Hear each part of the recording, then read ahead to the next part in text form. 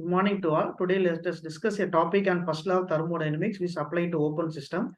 As we know, what is first law of thermodynamics? In a closed system, the net heat transfer will be equal to the net work transfer, as well as this first law will be applied to both open as well as the closed system. And this class, we will discuss about how the first law of thermodynamics is applied to an open system. Let us consider this is a system which having an input section at an Z1 height from the datum level and output section at the top of the system which having an height of from Z2, and P1 will be the pressure of the gas entering the system, and C1 is the velocity of the gas entering the system, and H1 is the enthalpy of the entering gas, and H2 will be the enthalpy of the leaving gas, and P2 is the pressure of the leaving gas, and C2 is the velocity of the leaving gas, and U1, U2 are the flow energies of entering as well as the leaving the system. As well as we know what is energy balance equation, the total energy inlet will be equal to the total energy outlet. Since this gas will be flowing some particular height, therefore we can assume there will be a potential energy. And also this gas will be moving from one place to another place. There will be a flow energy. For all the substance, there will be internal energy. So this energy balance equation, we also considering the internal energy, and also because of the velocity difference, the gas is moving from one place to another place. So there will be a kinetic energy. So we are summing all these energies: potential energy, kinetic energy, internal energy, flow energy, and heat. We can get an total energy at the inlet of the system. And instead of the heat, the work will be at the outlet of the outlet section. Therefore, instead of heat, we are substituting W. And also we know the potential energy formula GH, and also kinetic energy we know 1/2 C square, and internal energy will be denoted by U, flow energy will be PV. After substituting these values, we can attain these formulas: GZ1 plus 1/2 C square plus U1 plus P1 V1 plus Q will be equal to ZZ2 plus 1/2 C2 square plus U2 plus P2 V2 plus W.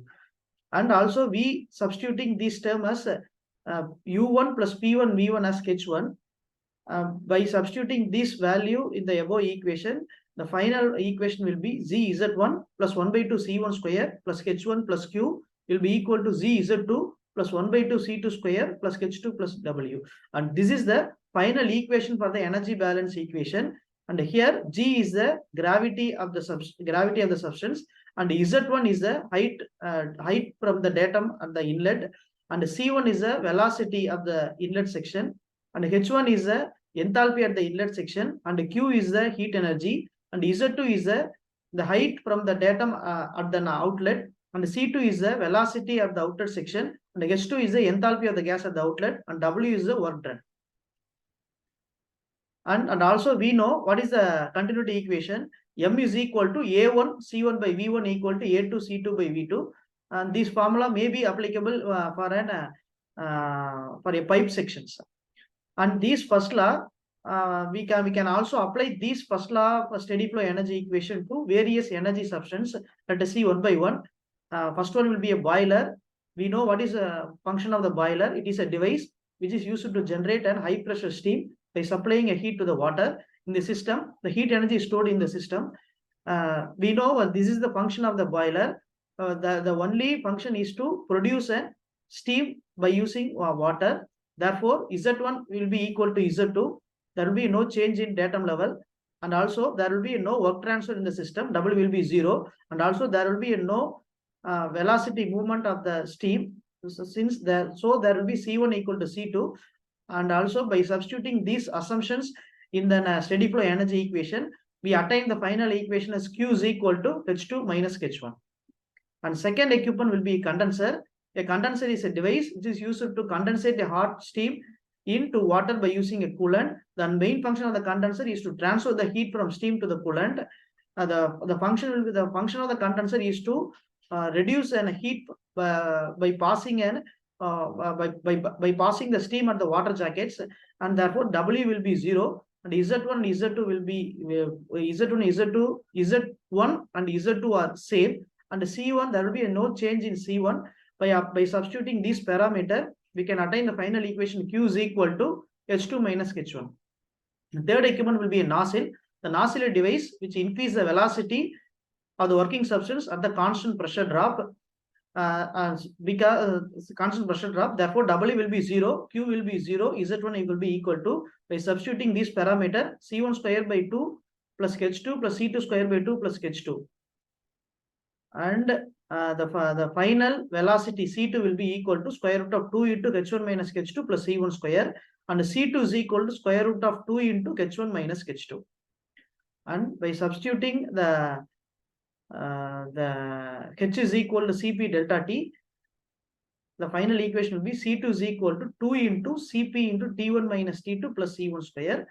And for the isentropic process, we already derived an equation as T1 by T2 is equal to P2 by P1 the whole power gamma minus 1 by gamma. By substituting these two T2 parameter in the above equation, the final equation we attained as this. The final velocity C2 is equal to square root of 2 into Cp into T1, 1 minus P2 by P1 the whole power gamma minus 1 by gamma plus C1 square. And the fourth equipment will be turbine. The turbine is a device which converts the potential energy of the working fluid into mechanical work. This turbine is fully insulated, therefore there is no heat transfer. Therefore the Q will be 0 and Z1 will be equal to Z2, and also there will be no velocity change, and also C1 will be equal to C2. By substituting these values in the steady flow energy equation, the final equation will be W is equal to H1 minus H2.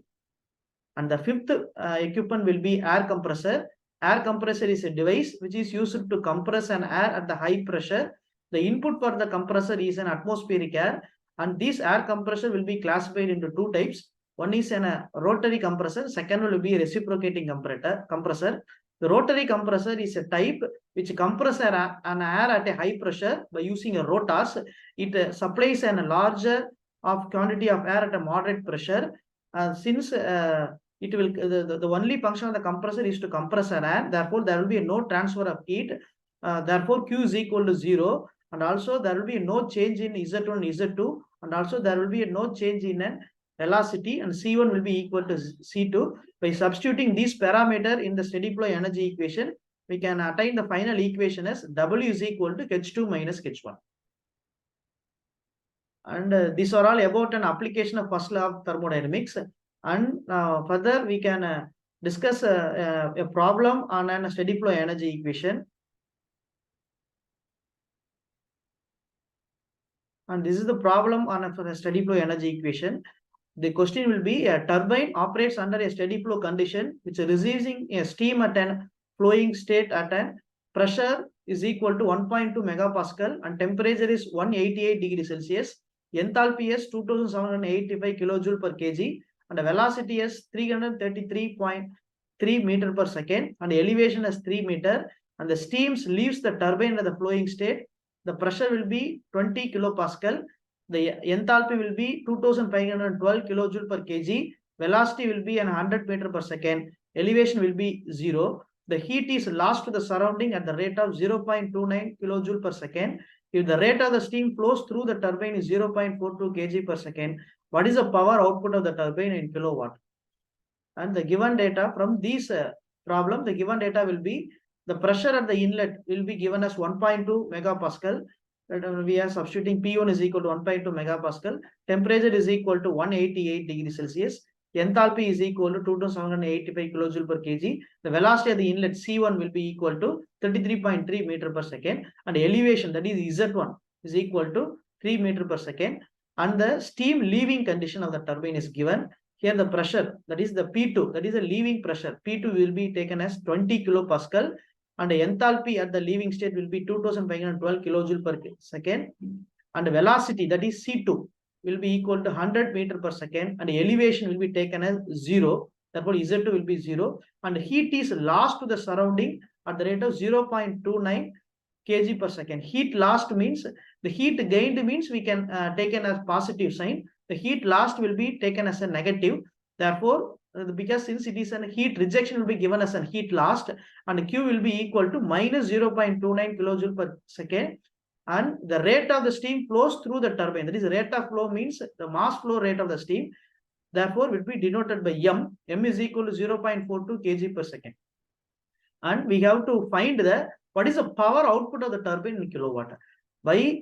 This is the condition for the steady flow energy equation. At last, we have to find the power output. Power output means we have to find the work done value from the steady flow energy equation.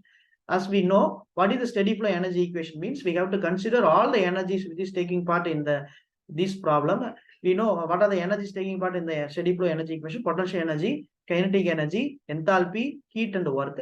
Therefore, we can assume we can take a formula Z(Z1) plus 1 by 2 C1 square plus H1 plus Q will be equal to Z(Z2) plus 1 by 2 C2 square plus H2 plus W, and G will be taken as 9.81. Since it is not given in this problem, we can take in the gravity value as 9.81, and Z1 will be 3, and C1 value will be 33.3, and H1 value will be 2785. It will be given as a kilojoule per kg. We have to take it as a joule, therefore into 10 power 3, and also Q value will be given as a minus 0.29 kilojoule per kg. We have to convert into joule per second, therefore into 10 power 3 will be equal to Z, again 9.81. Z2 will be 0 plus 1 by 2 C2. C2 value will be given as an 100 plus H2 value will be given as 2512 plus the unknown, or the only unknown data will be W. By substituting, by adding and multiplying all these parameters, we can find the W value as 268293.875 watt. We have to find the power developed. The power developed P is equal to work done into mass. Therefore, the mass value given as 0.29. We can already find the W value. So we can substitute the W as well as the M value 0.29. By multiplying these two parameters, we can find the final power developed as an 112.68 kilowatt. Okay, so this class we discussed about the steady flow energy equation, and also what is the application of steady flow energy equation of the various equipment such as boiler, turbine, air compressor, and the condenser, and also we discussed the example problem on a steady flow energy equation. Thank you. We will see you next class.